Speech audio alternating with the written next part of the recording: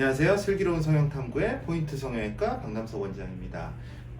오늘 보여드릴 사진은요, 수술 전후는 아니고요, 수술 전에 판단에 대한 사진입니다. 환자분들이 쌍꺼풀 수술을 병원으로 상담을 하러 오실 때 자신의 눈에 대해서 어느 정도 다양한 사례에 따라서 좀 참고를 하시고 오시면 더 좋을 것 같아서 준비했습니다.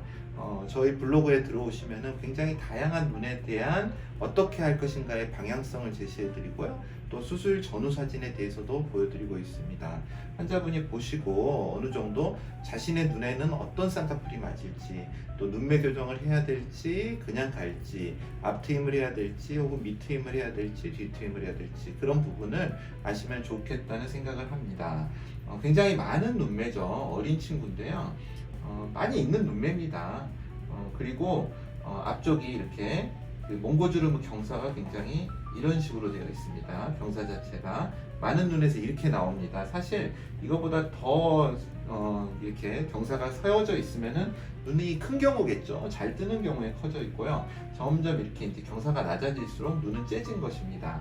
우리가 눈을 이렇게 봤을 때 눈이 이렇게 있으면요, 검은자가 약간 가리는 거, 그러니까 1에서 1.5mm 정도 가리는 게 정상이라고 합니다. 아래쪽은 이 눈동자가 아래 눈꺼풀에 부딪혀 있는 게 정상이라고 합니다. 대부분 우리나라 사람들은 이게 눈꼬리가 올라가 있죠.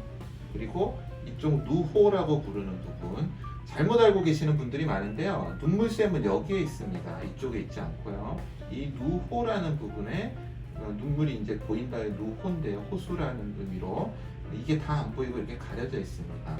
그리고 대부분 이게 내려와 있죠. 이 고양이 눈처럼 이렇게 앞만 많이 가리는 분도 있고 전반적으로 내려와 있는 경우도 있습니다. 이 환자는 전반적으로 가리고 있죠. 실제 검은 눈동자는 여기에 이렇게 있겠죠. 이런 식으로. 그런데 거의 검은 눈동자의 한 40%가 가려 있습니다. 그리고 아래는 이렇게 올라와 있는 경우가 많습니다. 째진 눈이죠. 이렇게 폭이 좁게 됩니다. 당연하게도 폭이 좁게 되고요.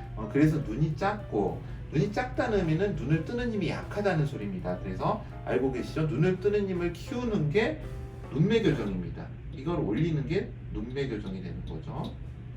그리고 쌍꺼풀은 여기에 생기든 심지어 여기에 생겨도 이 라인의 변화는 오지 않습니다. 그래서 이걸 올리는 건 눈매 교정을 해야 됩니다. 그리고 이 앞부분은 가리고 있는 몽고주름을 어느 정도 적당히 제거를 해야 됩니다.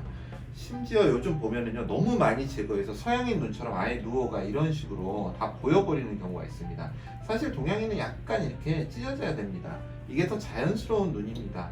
물론 화장을 많이 하고 서구적인 거를 많이 추구하시는 분들은 이렇게 할 수도 있겠지만 굉장히 보기 싫습니다. 그리고 가끔 가다 보면은 이 부분에 굉장히 딱 뭔가 그 뺑뺑한 느낌을 주도록 앞트임이 된 경우가 많습니다. 좋지 않습니다. 저는 자연스럽지 않다고 생각하고요. 물론 선생님마다 생각이 다를 수 있고 미적인 개념은 사람마다 다를 수 있지만 뭔가 조금 그거는 보기 싫다고 봅니다.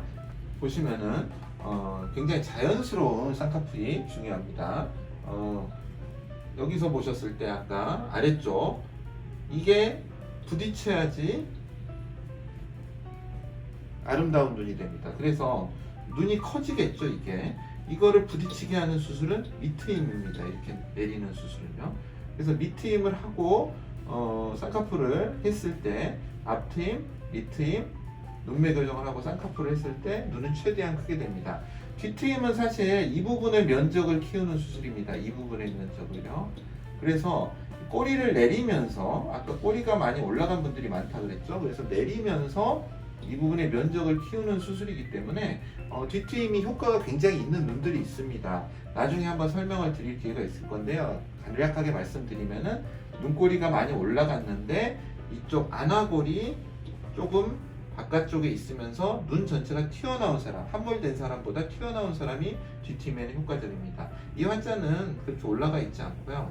그럼 이 환자로 돌아가서 이분이 무엇을 할 것인가, 아까 가림이 좀 많다 그랬죠. 그래서 이거를 띄우기 위해서 눈매 교정을 하고요. 쌍꺼풀은 해주는 게 좋습니다. 무조건 해주는 게 좋습니다. 하지만 이 환자는 여기 피부가 굉장히 두툼한 느낌을 주고 있죠. 벌써 봐도. 그래서 이 두툼한 피부 때문에 절개를 해야 되느냐 이렇게 생각을 하실 수 있는데 이런 경우는 별로 저는 절개를 추천하지 않습니다. 절개를 하면은 이쪽 피부는 굉장히 두껍고요. 이쪽 피부는 여기에 비해서 얇습니다. 그래서 두껍고 얇은 피부가 만나면은 이런 식으로 계단처럼 보입니다.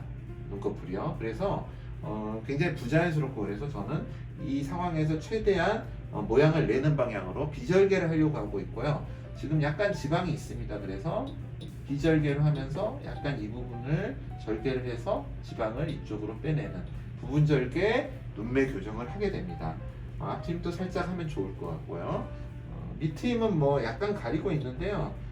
눈의 크기를 최대한 키우려면 조금 하는 것도 나쁘지는 않습니다. 이런 식으로 환자분에 맞는 수술을 선택을 하시면 될 것 같습니다. 감사합니다. 포인트 성형외과 박남석 원장이었습니다. 여러분의 좋아요와 구독이 저에게 큰 힘이 됩니다. 좋아요를 꾹 눌러주세요. 감사합니다.